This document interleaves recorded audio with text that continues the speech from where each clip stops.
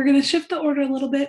Alonka, the 350 Sacramento president, was going to introduce our club to you all, but I think we'll have her do some closing remarks at the end. And given that we have about an hour for our discussion today, we definitely want to go ahead and get started.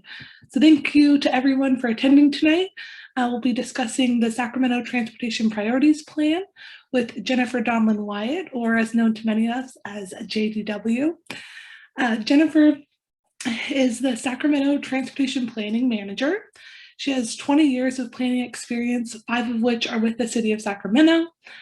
She manages the active transportation team, the Vision Zero program, and her team also focuses on corridor and transportation planning, policy work, and shared micromobility. So she's got a very big job with the city, but we're really happy to have her working with all of us. Her team is also currently working on the Freeport Boulevard Mobility Plan, the Northgate Boulevard Mobility Plan, active transportation audits in North Sacramento, South Sacramento, and the Fruitwich Broadway areas of the city. And of course, the topic for tonight, which is the Transportation Priorities Plan. So really happy to pass it over to Jennifer and look forward to discussion afterwards. Thanks.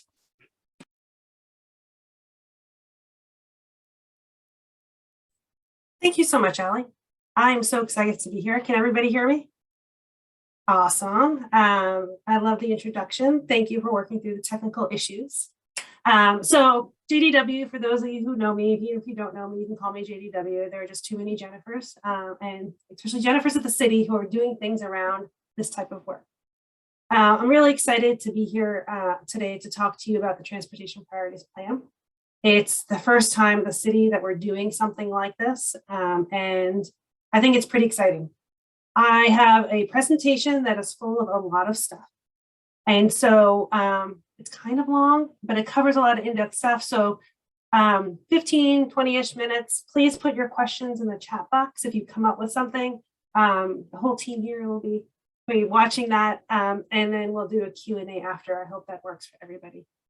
All right, so you can see my presentation. I'm going to kick in. So today we're going to talk about the efforts that the city is going through to figure out how to prioritize transportation investments, which we're calling the Transportation Priorities Plan, and to summarize the phase 1 of the effort, which is working with the community to understand transportation values.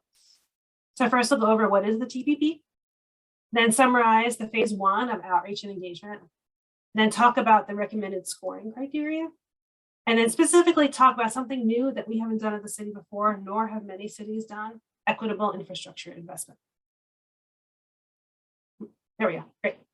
So if you have not heard this before, I give this spiel a lot. The city of Sacramento has over 700 planned transportation projects that the city council has adopted, improved, and told staff to go work on. That's a lot of projects, 700. And we know that we have about, between the 700 projects and the maintenance needs in those projects, it's going to cost $5 billion. And you heard me right, that's a billion with a B. And the reality is that we have about $42 million a year. And that $42 million is gas tax to maintain our streets, Measure A sales tax dollars to do many things, including active transportation. And then the most of that is grants that we apply for. We say, please, please, please fund us. And they give us money for specific projects. So at this rate, it would take over 100 years to build out the planned things that we know we have to do. Does not include the things that you haven't told us about yet, nor have we developed a plan for, just the known stuff. And we don't have a holistic way to determine what are our priorities. Of those 700 projects, what rises to the top? Should it be the Stockton Boulevard Corridor Plan, the forthcoming Freeport Mobility Plan, Marysville, Florin Road? And so this plan is going to help us prioritize all those efforts. So we initiated the TPP, otherwise known as the Transportation Priorities Plan. And this spring, we went to the communities, all of our communities, asking about their transportation values. And from those values, that they tell us about, we'll develop criteria to prioritize and evaluate projects to have some good scoring. So we are right here developing that recommended evaluation. We used a number of methods to reach our communities in the city: virtual workshops, an online survey, paper surveys, and attending existing meetings. Don't forget, this was COVID, big time last spring. So not a lot of in-person meetings. Our team reached out to 100 organizations through personal phone calls and emails saying, hey, we're doing this, participate. We did city email notifications, more personal emails, blog posts. We did geographically targeted social media. But probably my favorite part of it is working with local residents to do videos. And so we developed a number of videos like you see here with Mr. Glenn Jackson, community members who we know that were engaged in transportation that cared about values. So that included Mr. Glenn Jackson, Sue Teranishi, Ann Stasbald from the Mayor's Commission on Climate Change, who I saw is on the webinar today, and Jill Flores, who is a parks commissioner and with a neighborhood association. So the videos were really great. The virtual gatherings took place on Zoom because of COVID, and we had over 140 people participate. The workshop included polling folks what they wanted to see improved in Sacramento around transportation. And you can see the results. We want to see traffic calming, bikeways, and improved safety. At these meetings, we also encourage folks to take our online survey. And so the online and paper surveys were available in Chinese, English, Hmong, Spanish, and Vietnamese. And the online survey that you see a snapshot of it here allowed folks to spend on their values. And we used the values of air quality and health, connections to places, equity, maintenance, safety, technology, and then you can write in your own. But you can only go up to 100%. So if you put 50% on safety and 50% on maintenance, that's all you could do. Because we're replicating the reality of city government, right? There's only so much money, so how are we going to divvy it up? And even during COVID, we knew we had to reach folks in real life. And so we searched high and low to see what was open and how we can get in touch with folks. And there wasn't a lot open, but we were lucky enough to partner with our City of Sacramento libraries, regional transit, and the Stanford settlement. And they were all kind enough to host ballot boxes in all the languages that we had available of paper surveys. We also tracked where the surveys were coming from and then did targeted outreach to the neighborhoods we weren't hearing from.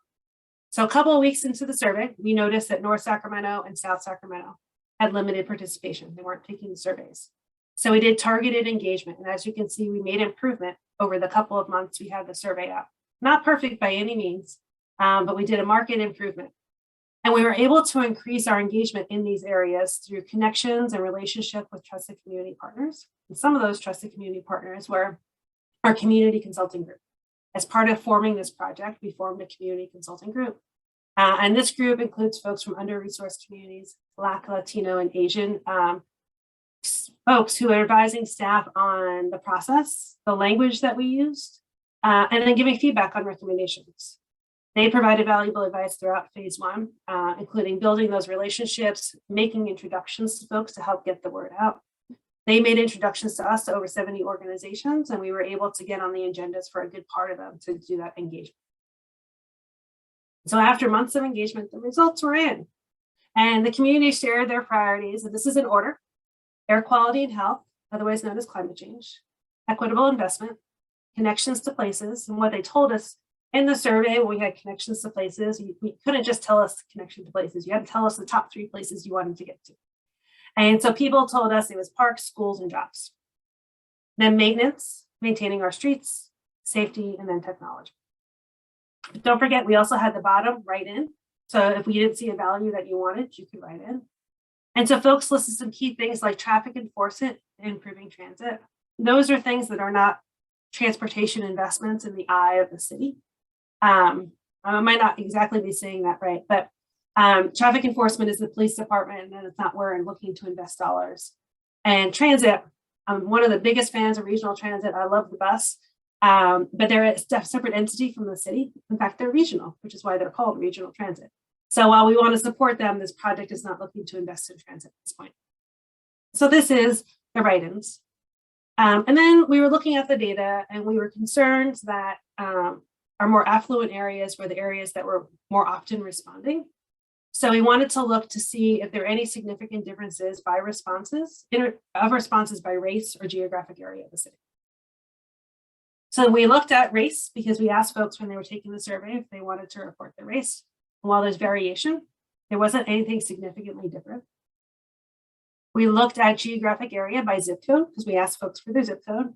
And while there are a couple of outliers, especially these two, those are areas where we only received one response.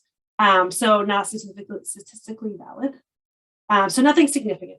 So we're back again. These are the results. And so it's air quality and health, equitable investment, connections to places, maintenance, safety, and then technology. So we take these values, and my job is to figure out how we translate those values into how do we prioritize projects. And that's through scoring criteria or evaluations. And you're like, JDW, I can't read that. Don't worry, I know. We're going to go to the next slide, and I'm going to go through each one by one. So the first one is, and so none of this language has been approved by anybody. I'm just stealing and borrowing from different places that I've seen and developing recommendations. And those recommendations will be evaluated by council. But of course, I always want your input. And so the first one is about health and air quality. My statement is, and this is borrowed from the City Council's resolution on the climate emergency. We face an existential climate emergency that threatens our city, region, state, nation, humanity, and the natural worlds. And then I added, over 50% of Sacramento's greenhouse gas emissions come from transportation. Air quality, health, and climate change should be drivers for our mobility investments. So that's just an opening statement of the criteria for health and air quality. And so then I say, how will we measure that? Well, we're going to prioritize investments that improve and encourage walking, bicycling, transit supportive, and electric vehicle investments. Next one. Next one is equitable investment. So Sacramento acknowledges historic racial inequalities and are committed to transparent, deliberate, and actionable solutions that will remedy those inequities and serve all of our diverse communities. And how will we measure that? We'll prioritize investment in communities that have not seen investment, that lack basic infrastructure, or are under-resourced communities. Next one is access to destinations. Mobility opens the doors to education, economic opportunity, health and growth, connections to institutions and places that provide economic, educational, and health benefits should be prioritized. And how will we measure those? Improvements that connect to jobs, schools, and parks will be prioritized. Transportation safety. You've heard me talk before, you've heard me say this. Sacramento continues to rank as one of the worst cities in California for traffic safety based on the California Office of Traffic Safety. It's not good, folks. Everyone should feel and be safe moving around our city. So how do we measure? We'll prioritize investment in communities with a demonstrated systemic safety issue, as demonstrated through the Vision Zero Action Plan, the Vision Zero School Safety Study, and the Systemic Safety Analysis Report. Then the next one is fixing and maintaining. Sacramento's infrastructure is in fair condition and predicted to rapidly deteriorate by the end of the decade. Fixing potholes, repaving streets, and maintaining our traffic signals support Sacramento and our economic health. So how will we do that? We'll prioritize investments on streets with poor pavement conditions, outdated technology, and high travel times. Now you're probably asking, these are great things. How are you going to measure them? What's going on here? So here's an example. This is just an example. It's not fully vetted or fleshed out, but I want to show you or give an example of how we're doing this. So we have 5 categories. Let's pretend all 5 categories total 12 points. I'm sorry, each one totals is a total of 12 points. 12 times 5 is 60. Let's just say that. We're spaghetti on the wall. So the first one, air quality and health. We defined that criteria when we were asking people taking the survey that prioritizing air quality and health would mean that prioritizing projects that encourage walking, biking, electric vehicles. And so we also had transit in there. I'm sorry, I skipped that part. So when you're prioritizing projects, first thing you do is you define the metric. So we have our criteria is air quality and health. The metrics are whether it supports biking, walking, transit, or electric vehicles. And then we define it. So supports biking. What do you mean by supports biking? Well, does the project contain a bikeway where there are currently none, or enhances an existing bike, such as a 5-foot bike lane on a 40,000 car a day street? Maybe that's going to go from our standard bike lane to a separated bikeway. And so that type of project, we get points. Supports walking. Does the project include sidewalks, pedestrian scaled lighting, street trees, or marked sidewalks? That would get points. I'm going to talk about the points in a second, but just how are we operationalizing it? Then does the project support transit or electric vehicles? Does the project contain transit access enhancements? Because again, we don't run transit, so we're not really investing in transit operations. However, we redesign streets, and so that could include a sidewalk to a transit stop. It can include a crosswalk to a transit stop. It can talk about signal priorities to give buses the cue to jump ahead. So those types of improvements to support transit, or it could be supporting electric vehicles by EV chargers. And you might ask, well, Jennifer, why are you combining transit and electric vehicles? They're a little bit of an odd combination. The reality is our electric vehicle infrastructure is not really, there aren't really projects around electric vehicles. And so it seemed silly to create its own category. And the number of transit projects are small, or transit supporter projects are small. So for purposes of this example, I'm combining them together. And we do the same thing for transportation safety. So again, I mentioned Vision Zero. So let's say the project is on one of the top 10 Vision Zero corridors. By top 10, I mean those 10 corridors with the highest number of severe injuries and fatalities in the city. If they are, they would get 12 points. If the project is on what we call the high injury network, which is the network of streets in the city with the highest number of severe injuries and fatalities, then it would get 6 points, but of course, not being one of the top 10. So this is how we would do it. And then with the points, so we have a total of 12 points for supporting health, air quality and health. You're like, hey, JDW, why did you give support walking 6 points? The reason is because the Mayor's Commission on Climate Change, I'm sure you all read the recommended report, said to prioritize walking above all other modes, followed by bicycling and transit. So if we're going to develop a prioritization scheme with points, we should be doing something that if we're going to prioritize that, the points have to go behind that. So if a total of 12 points and you give 6 to walking, for example, then you have 3 for biking and 3 for transit. Again, these are just examples. Now, how does this apply to projects? Well, I made up some projects. We have Main Street project, A Street project, and school project. I'm not going to spend a lot of time on it, but I just want to quickly go over how this works in case you haven't been through this process before. So let's see Main Street project. It's a great project, but not so great because it doesn't have any new bike lanes. However, it's got a new crosswalk and some new sidewalks. So I get 6 points for walking. And it's got a new bus stop and it's got some EV chargers. So it gets 3 points for that. So Main Street project gets a total of 9 points out of 12 for air quality and health. And Main Street project is on the top 10 Vision Zero network. So it gets the full 12 points for that. So combine it together, it gets 22 points. You do the same thing for other projects and they're all made up. I just made up points. And so then you look whether or not you get points. So school improvement project has 9 points for air quality and health. A Street project has 12. And they continue to add up so that Main Street project obviously meets these goals the most, or our values the most. It scored the highest. And so it has the most points. So this would probably be a short-term project, followed by the school improvement project, which is second at 15 points. So that, let's pretend it's going to be a midterm. There's some break point between. Maybe it's projects over 20 points are our priority.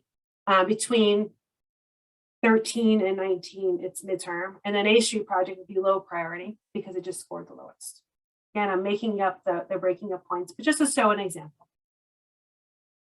But what I'd like to spend is a little bit of time talking about equitable investment, because it's not something the city of Sacramento has done before in regards to infrastructure investment, and nor have many cities. And during our research, we were really stretching to figure out how we can do that.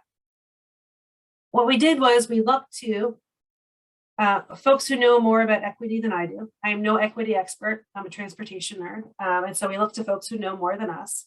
So we looked to Race Forward, GARE, which is the Government Alliance on Race and Equity, and our city's own Office of Diversity and Equity. And they all have great statements about equity and expected outcomes or goal outcomes, but they don't really have something that tells us about how it applies to infrastructure and how I said this type of infrastructure is more equitable than this type of infrastructure. So they weren't super helpful. So then we look, okay, well, as you probably heard me say before, transportation is funded through grants. So let's look at state and local levels of funding. What do they require? What does our state funders look for in equity, and what do our regional funders look for in equity? And so Cal EnviroScreen is used by a lot of state agencies as an environmental justice tool, and it is a disadvantaged community tool. And it's great. And it talks about pollution burden, and it talks about population characteristics. And these are definitely places worthy of attention, but not necessarily transportation investment, because it doesn't say some key things. It doesn't say whether or not you have a sidewalk so you can walk to school or walk to the bus stop. It doesn't tell you whether or not this area has received historic investment or not. And it doesn't really do much around this. And if we're talking about equity, I feel like we need to lean in with this. So then I looked at SACOG, which is our regional metropolitan planning organization. And they have environmental justice areas, and they include more things like income and race. But again, they don't consider things like the presence of a sidewalk or not, or a crosswalk. And to be honest, it covers most of the city of Sacramento. So it's not very helpful when we're trying to figure out how to prioritize our projects. So I got together with my team. We got together with our community consultants, and this is our spaghetti on the wall for thinking about equitable infrastructure investment. We thought about like whose neighborhoods have received investment, whose hasn't, who has infrastructure and who doesn't, because there are stark differences in different neighborhoods in the city of Sacramento for the quality of infrastructure that's there. And so this is what we're thinking about. The first one is disinvestment. We're thinking about giving priorities to areas in the city that haven't seen their share of transportation investment in the last 20 years. Quality and presence of infrastructure. As I just mentioned, there are stark differences across the city of what different neighborhoods have in terms of infrastructure. And so what we're looking at is giving priority to areas in the city that lack basic infrastructure. So giving priority where you don't have sidewalks, where you don't have bikeways, you don't have trees, street lights, or traffic signals. And traffic signals are a proxy for where pedestrians can comfortably cross, as well as where drivers can comfortably cross, or people biking, because we don't have a fully in-depth analysis of where we have our marked crosswalks. And then who benefits from this investment? And so this is really key. And I think this gets at the heart of equity. And so giving priority to our under-resourced communities in areas of high concentrations of poverty. And I want to put a big flag on that, because my recommendation to city leadership is actually to use race and invest in our Black, Asian, and Latino communities. There are some legal issues around that. So in the interim, we're talking about investing in areas with high concentrations of poverty. But we're still moving forward with evaluating whether or not we can use race as part of that. So these are the recommended scoring criteria: health and air quality, equitable investment, access to destinations, transportation safety, and fixing and maintaining. Right now, these are just the levels. I have not talked about weighting. I haven't talked about specific point systems. Well, I have talked about them, but we don't have a proposal on those yet. Right now, I'm getting a feel for, do folks think I interpreted the outcomes of our first phase well? Are we going in the direction that makes sense? Do you have input? And so my questions are like, do you have input on weighting these? Should one have more weight than another? Do you have ideas of how we should measure these? And how we should measure these is really limited to the data that we have that's available at the city. And so I'd love to hear from you on all that tonight, because I'm not here to talk back to you. I'd love to listen a little bit. And so my next steps are to continue to engage with the city manager's office. And my goal is to have a city workshop with council for them to bless these, so that we can go into the next phase, where we'll take that, really hone in on those nuts and bolts of scoring those projects and bring them back out to the public with a prioritized list, and to get your feedback. And that would be right here, draft project lists of prioritization. You'll tell us a bunch of stuff. We'll take your comments and make revisions, and then we'll have a draft plan. We'll bring it back out to you, and you'll tell me a lot of stuff, and that'll be great. And we'll revise that, and then we will have the final plan that we'll bring to council. I want to make sure that we have enough iterations with you, that we make sure that we get it right, and that we're meeting our community goals. So with that, thank you very much, and I'm happy to answer questions.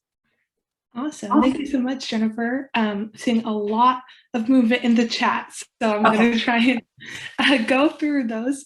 But I think the first question that we got early on in your presentation, and sorry, my whole screen just shifted. Give me 1 second. I stopped sharing by mistake. I didn't mean to. Oh, no, you're good. You're good. Okay. Okay. So a question that we got from Joel. What's been the criteria for choosing the priority of projects in the past? Was it just based on what was produced, excuse me, on what would produce the most value and what you had the best chance of getting grant money for? Joel, that's a great question. So we used to have what's called the Transportation Programming Guide that was last updated in 2014. And it was a very siloed approach to transportation funding. So rather than looking holistically at a corridor or an area for its needs, it would say, okay, we have our traffic signals over here. We're going to prioritize where we have traffic signals. We're going to have our bikeways over here and prioritize where we have bikeways, crosswalks over here. And so what happened was, like, we could go into and prioritize a corridor 3 times over the course of a couple of years, instead of thinking about, to be honest, is very engineering, that approach, and engineers develop that. And that's great, but it doesn't think about mobility, and it doesn't think holistically about our needs. And so we decided to abandon that. It also reflects a different time when, apparently, before my time at the city, I heard that there was a lot of money, and the money wasn't so much of an issue as it is now. And so we struggle to fund projects. And so it doesn't reflect the funding reality that we're in. So this is the new way that we're trying out and seeing how you, broadly you, like this new approach. Awesome. Thanks for that. Okay, the next question I'm seeing is from Deb with Saba. I'm kind of just acknowledging that unfortunately we're still seeing a little bit of a lower engagement rate within our under-resourced communities. So kind of wanting to hear from the city if you plan on doing any additional roadshows or targeted outreach to make sure that those communities are participating in future stages of the TPP. Great question, Deb. Good to see you. We absolutely are. So I tasked my team about a year before the pandemic with developing relationships in our under-resourced communities, because there are certain areas of the city that have a direct line with the city hall, and there are other areas that and the under-resourced parts of our city don't.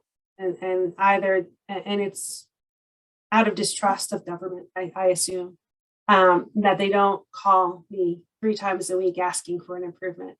And so trust will happen down the road. I've tasked my team with developing relationships. That's first and foremost.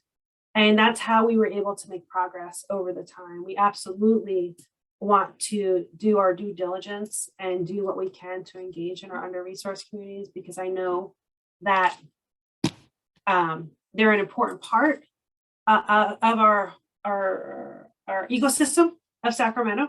And we only succeed if they succeed, and it'll require extra effort from my team, but it's a worthy effort.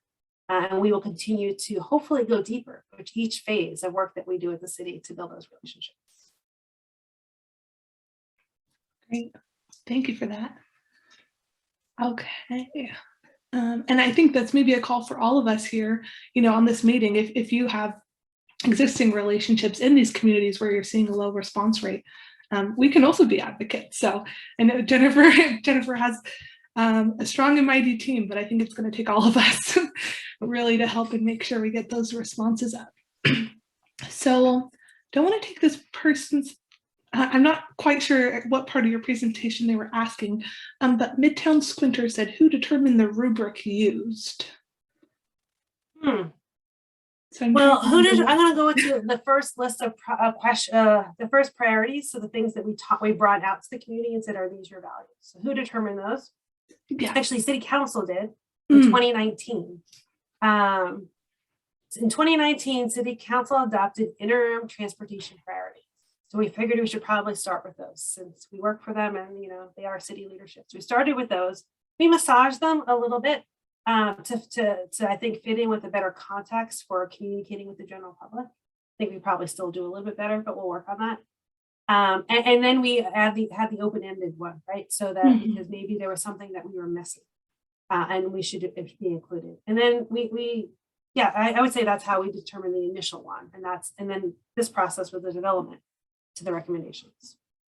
Got it. Thank you. Yeah, I think you've touched it right there. That's what they were getting at. So thank you. Okay, next question I'm seeing is, did you assess any other geographic breakdown other than zip code, maybe city council district or any other particular communities? Great question. We didn't, because not everybody knows what city council district they live in. And so we think that most folks know their zip code. We looked in like neighborhood, but people have different ideas about what neighborhood they live in sometimes, and sometimes the boundaries are a little bit fuzzy. So we figured, maybe 95 to 98% of people know their zip code, and they can provide that. So that's how we chose, but it's not perfect because zip codes are large, and Oak Park and Tahoe Park are the same zip code. And so sometimes when you're getting to that fine level of detail, zip codes can be challenging. But for this purpose in a citywide effort, I think it's okay. Awesome, thanks. So the next question is just asking you to kind of define a term that you used in your presentation, which was transportation supportive. So they're wanting to know what that means. Oh, maybe transit supportive? Sorry, yes. Okay, great. We're all transportation supportive. I hope yes, we are. So transit supportive. All right. So that is probably related to the air quality and health criteria that supports transit. And essentially the city of Sacramento doesn't operate transit. So how can we be supportive? And we're thinking like built environment infrastructure. So that would be wider sidewalks or sidewalk to a bus stop, a crosswalk to a bus stop. Maybe we're putting in a new bus shelter as part of a bigger project. Maybe we are providing street trees or shade for people who are waiting at a bus stop. So those types of things would be transit. Awesome, thanks. Yes, transit supportive. So the next question I'm seeing is from Alonka, and I might take opportunity to make a plug for 311 here.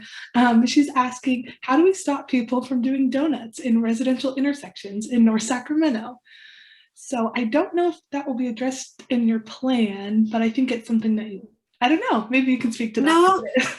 No, so donuts are definitely a challenge, but they're an enforcement. Well, in the current framework, they're an enforcement challenge.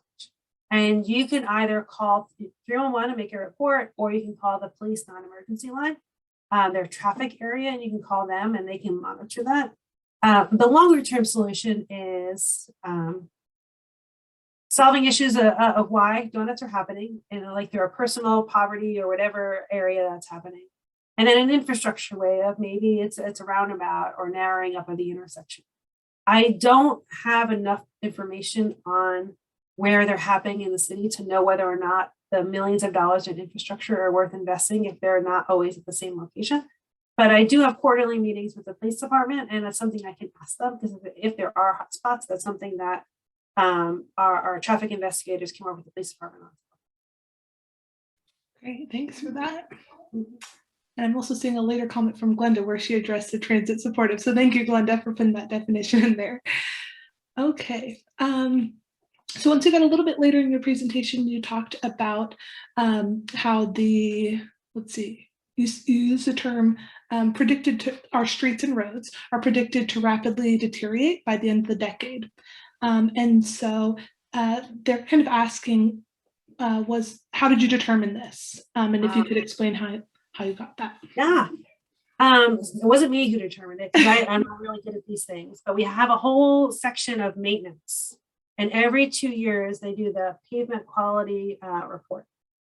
And they hire consultants who evaluate our pavement quality, and they have based on patterns of how our roads are doing, our streets are doing, predict when when we're going to fall off the cliff. Because I'm going to be honest, our streets are in bad shape. We need like $70 or $80 million a year to maintain our bad shape, and even more money to actually improve it as a holistic way of maintaining our street network. And so they evaluate for us how much it would cost to keep our system as is, how quickly it'll deteriorate, and they're predicting a rapid deterioration. And then they give us what's called the PCI, or Pavement Quality Index, of sections of streets throughout the entire city, where there are numbers from 0 to 100, 100 being fantastic, brand new, 0 to essentially being gravel. Most of our streets are in the 50s. I think our average PCI is probably 60 something. or in the low 60s, I forget the number, but that's how we determine it every 2 years. And so I know our maintenance crews are getting ready to embark on this next round of 2-year effort.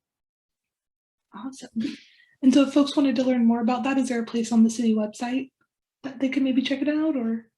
There is. If you go to Public Works, Streets Maintenance, and then if you just Google City of Sacramento Pavement Conditions Report, you'll probably find it faster. Awesome. Thanks for that. Okay, now we're shifting to active transportation question that we got from Claire. So they're wanting to know how are active transportation stress levels being applied to the scoring for project prioritization? Good question. They're not. So the bicycle master plan used the bikeway facility selection guidelines that are in the bicycle master plan, which has the recommended bikeway type based on vehicle volumes and speeds. So that's going to be an equivalent to bicycling stress on a street. So the higher the volumes, the higher the speeds, the more separation that the bike plan has recommended for bicyclists for moving vehicles. So this plan is this rubric right now that we're currently proposing is only saying whether or not they're implementing a proposed bikeway, because this effort is not designing the streets so much as taking other plans and prioritizing them. And so, and we're not only looking at bikeways independent. So for example, let's say that we're looking at our city, we're prioritizing plans, and Marysville Boulevard is a Vision Zero project, right? So Marysville Boulevard is one of the top 5 corridors, or the 5 worst corridors of the city, where the highest numbers of fatalities and serious injuries. Its pavement conditions are really bad. It has a big safety issue, but it's proposing a bikeway, and it's proposing a class 4 bikeway. So when we evaluate that, it will get points for having the bikeway, improving safety, improving, the maintenance or fixing and maintaining. So they get points for all of that. I lost Allie. She went up to you. So we're those are the areas, although we're not looking at prioritizing only bikeway facilities by the facility type.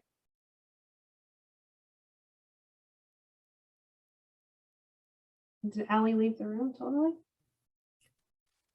Allie, are you still around? If not, anyways, I think the next question was about the Healthy Places Index. The Healthy Places Index is a great way to talk about community health, but it's still missing some of the key factors around infrastructure. And I know that because we struggle at the City of Sacramento to identify our infrastructure, where we have sidewalks, where we don't, where we have crosswalks, where we don't. And so to me, a part of that big piece of equitable investment is starting with the foundation of who has and who does not have, and who doesn't have, what do they need to get there. Or if folks think differently, always happy to take comments. My job is to facilitate community input and vision. It's not for me to implement my vision on our community. Okay, thank you. Next question starts with a little bit of a story about traffic fatalities from Tyler. Every week there is a near fatal car collision where I live at 18th and P in Midtown. Last week there was another bad one, high speed. I asked the police units who responded how I can ensure this stops happening. They said to call the non-emergency line. Is that really who is taking transit-oriented community feedback? The fix is easy. Increase the daylighting. Parked car corner distances is too close and a blind spot. Install a roundabout and or reduce vehicle speed like Paris has done. And kind of really just pointing out that the bike lanes here are also dangerous because they're not physically protected. And so how can we increase the gasoline tax to pay for all of this and more, since the City of Sac Vision Zero plan is to eliminate traffic fatalities and serious injuries by 2027? Okay. That's a lot. So I am very committed to, though I am only one piece of the cog of the bureaucracy that is the City of Sacramento, I am very much committed to improving transportation safety. And so if there is a problematic intersection that you see, please report it to our traffic investigations team. So that's a team that I work alongside of that looks at problematic areas, and they can go out there and they can look. It could be daylighting the intersection. It could be restriping. So we can, and all of you, even not just this person, if you see a problematic area, please contact us through 311. It's the best way to do it, because then we have performance measures and we evaluate how many complaints or issues that we have and how many we address and how many we resolve. It's a great way for us to track, rather than just like emailing me or contacting me on Twitter. If you contact, I'll be like, report it to 311. So please do that. Ways that we can increase funding to address our transportation needs. Gas tax is hard. We don't control at the city gas taxes. So that is, their state and their federal gas taxes, and SB1 was the increase. Most recently, that was another tax on gas.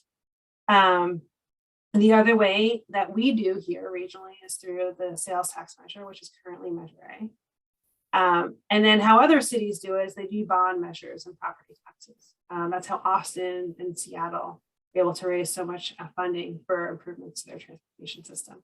But that is something to raise. Staff are not allowed to talk about raising dollars.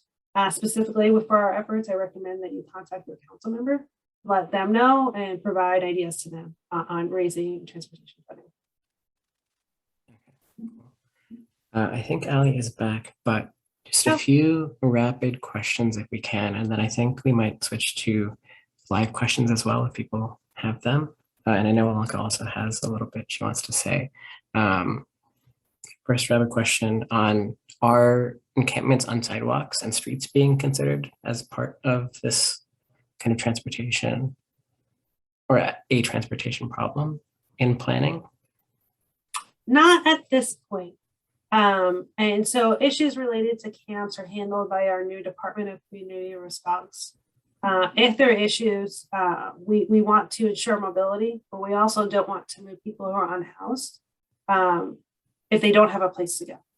So we're trying to balance our sensitivity around mobility needs, but at the same time, people who are unhoused who have nowhere else to go, particularly as we enter the winter.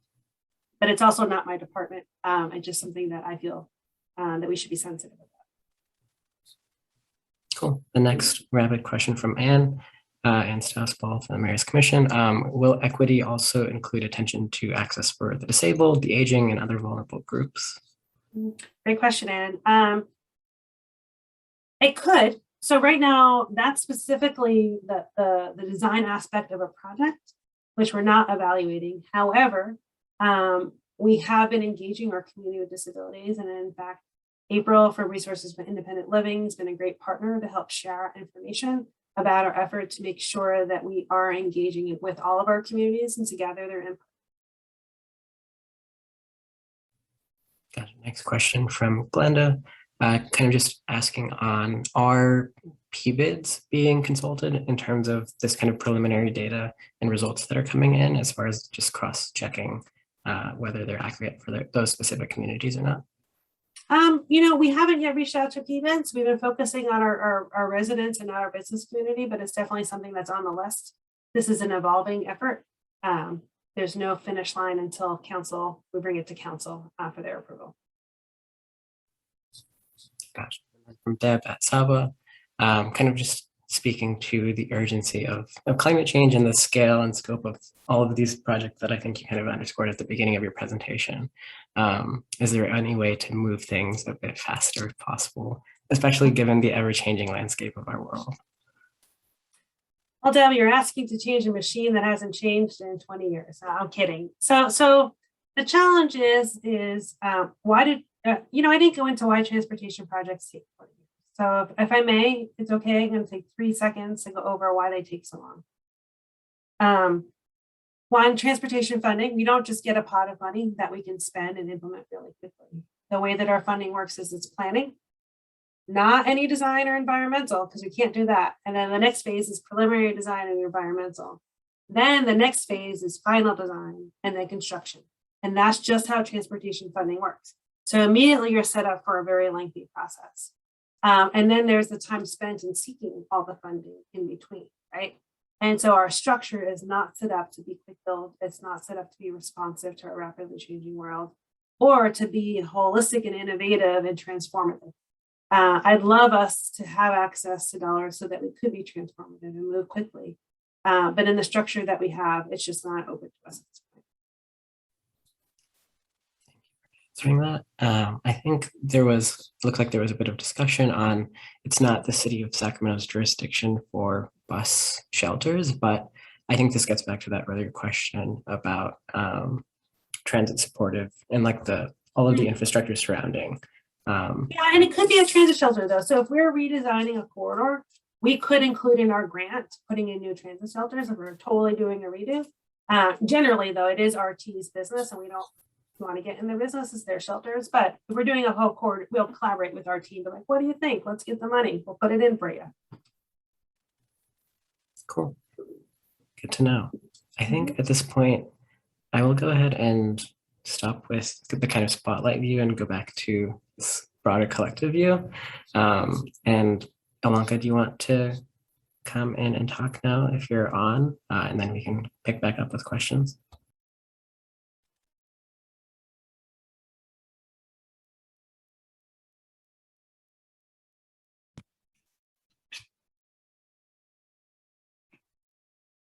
Oh, I think she's having a connection issue or can't unmute.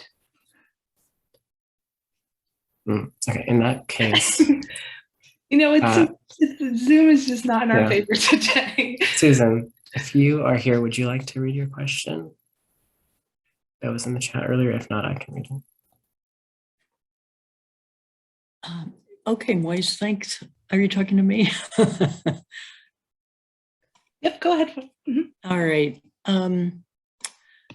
Basically, I was asking Jennifer if your group and the planning, the sort of the development planning group, are working in tandem, are working together, so that districts are created around whether it's an LRT station or maybe it's just along a major bus line or a series of major bus lines for rezoning within a distance of that transit infrastructure, so that we get denser, mixed use, mixed income in those districts, those newly sort of formed districts. And in those same districts, it would be a focus for the active transportation improvements that you're talking about.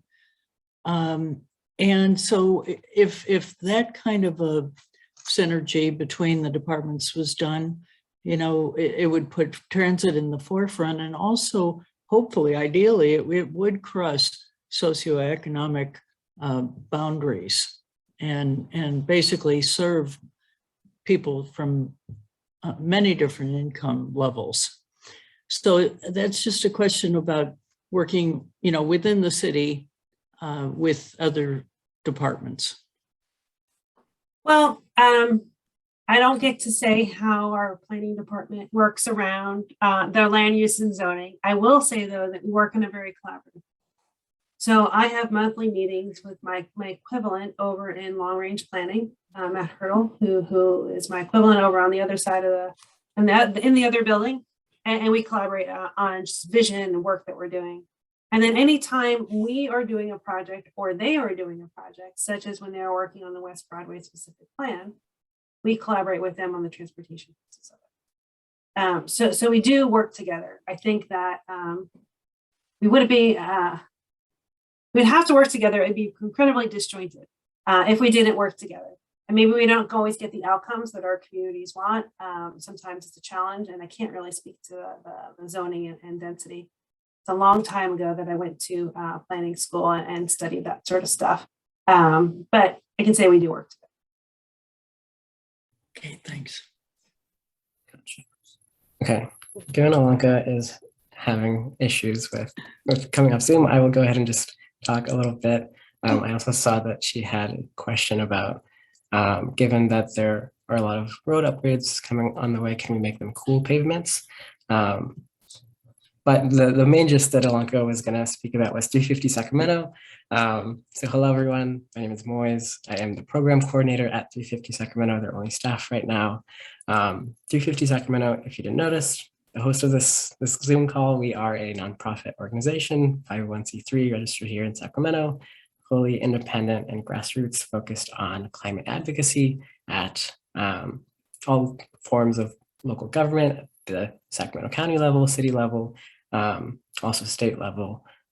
We focus on lots of different things, including transportation. So we're excited to have Jennifer here from the city. But yeah, that's who we are. Really excited that some of our partners helped share this event. Saba, I know, Environmental Council of Sacramento. We have lots of community partners here on this call as well, including Ann Stausball, who currently has her hand raised. So I'll pass it off to her. Thanks, Moise. Thank you, JDW, for the great presentation, and thank you, 350, for hosting. This is great. Jennifer, I was thinking it might be good if you could address how this project fits in with some of the other kind of visionary projects you're working on. For example, the 15-minute neighborhood concept, which I think everyone here is really interested in. Great, thanks, Anne. So this effort is to prioritize our efforts that we are working on and to set up a structure for that. The super cool other efforts, I'm hoping it's visionary, but we shall see, is like the 15-minute neighborhoods. We actually haven't started that yet. We applied for a grant about 3 weeks ago, maybe 2 weeks ago, to the state to do a 15-minute neighborhoods plan, which is, in case you're wondering, it's a plan to connect people to their local destinations by walking and biking, a 15-minute walk, a 15-minute bike ride, to neighborhood retail, to parks, to schools, to community centers, or to a neighborhood, right? To make it more attractive and easy to walk and bike or scoot throughout the city. And a connected network. It's kind of like building on slow and active streets. If I can see you, please raise your hand if you did slow and active streets. Did you participate in it? Okay. So that was a tool to slow streets down, slow drivers down on our streets so that it was more comfortable to walk and roll. But we used temporary traffic control features. And so, it was disjointed. It was a little bit here, a little bit there. This would create a network of that and use more permanent infrastructure. And so that would then fold into the transportation priorities plan. And my guess is that that would probably score high using the rubric that we're proposing right now. But we only applied for the planning funding for that. Cool. A few more earlier questions from the chat. One from Kelsey. In regards to all of the organizations that were reached out to, the Sacramento Transit Riders Union, Kelsey brought up, having heard about that wasn't mentioned. I don't have my list of everybody that we reached out to and their response. I'm pretty sure we reached out, but I cannot remember if we got a response or not. But they are on our list of folks to contact. Okay, and then from Walt, there was a good question. There can be a big difference in how good a bike or pedestrian project is. It looked like the scoring example considered whether a transportation project included those elements, but not specifically. It didn't seem clear how the quality of those elements was determined. So shouldn't that be a consideration? That's a good point. I will say that we are now striving to provide that high quality infrastructure and no more 5-foot bike lanes on a 6-lane arterial with 50,000 cars a day. That's not our goal, and the bike plan doesn't support that anymore. And so we are endeavoring to provide better infrastructure. And we're doing that in a couple of different ways. The first is the Bicycle Master Plan now has the bikeway facility selection guidelines. So the higher the vehicle volumes and speeds, the better the bikeways. And while not perfect, I think that's a good first tool, and it helps us when we're developing our projects move forward. The other way is one of the other grants that we applied for, with the other one, the 15-minute neighborhoods that Anne was talking about, was to update our street design standards. And so the street design standards are the Bible for our traffic engineers for how we design our streets and how wide are our sidewalks. And in fact, they don't have anything but 6-foot bike lanes. They don't have buffer bike lanes. They don't have separated bikeways. All of our travel lanes are a minimum of 11 feet. And so we applied for a grant to update that. And so that could include, should it be funded, wider sidewalks and better sidewalks, separated sidewalks. It could and will include separated bikeways, buffer bike lanes. And potentially my goal is travel lanes that are narrower than 11 feet. And so that's how we'll get to better projects, by going to the actual standards that our streets are designed, rather than going project by project, because ultimately the street design standards are the top-notch thing for which we must always follow. I hope that answered that question. I hope so too. Yeah, I think it did. I just looked at the clock and I'm seeing one more minute, but I saw a really good question from Alonka. I'm hoping we can squeeze one more in before we wrap it up. And she asks, how do you foresee all the federal dollars for Build Back Better and the climate budget affecting the type of transportation projects, funding, and prioritization? Well, someone must have seen my emails earlier today. What's in the transportation bill? How is it going to affect us? How are they going to roll it out? All of my questions. And so we have no answers yet. But how do I see, so that, you know, the Build Back Better passed, and there's going to be a lot more money for climate, which is exciting. I don't think it's going to affect the prioritization. Ideally, your values are not guided.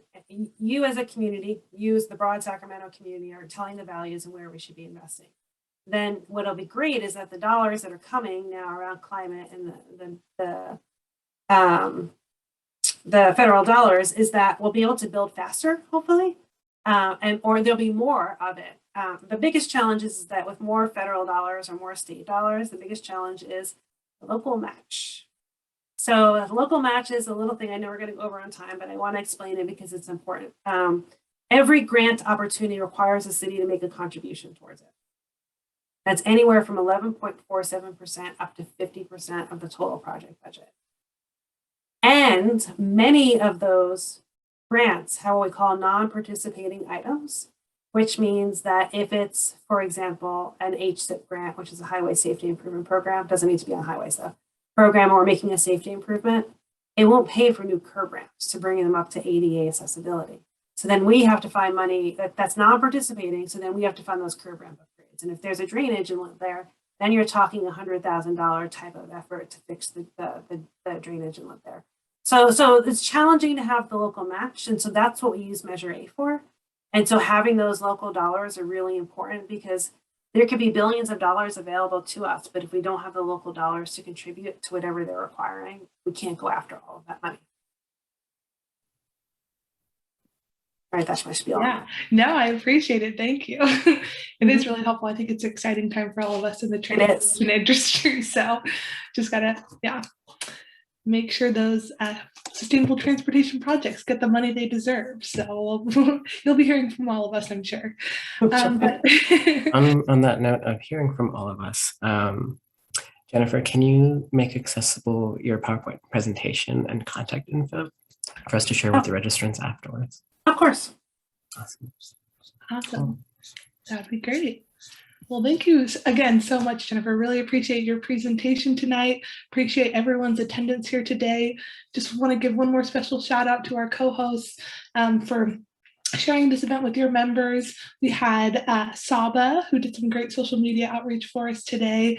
Sac Moves included this event in their newsletter to folks, as well as Ecos as well. So really appreciate you all doing that. And I think those are the ones that I was responsible for doing outreach to. But I believe Moise had some other folks as well. So just, again, thank you all so much for showing up today.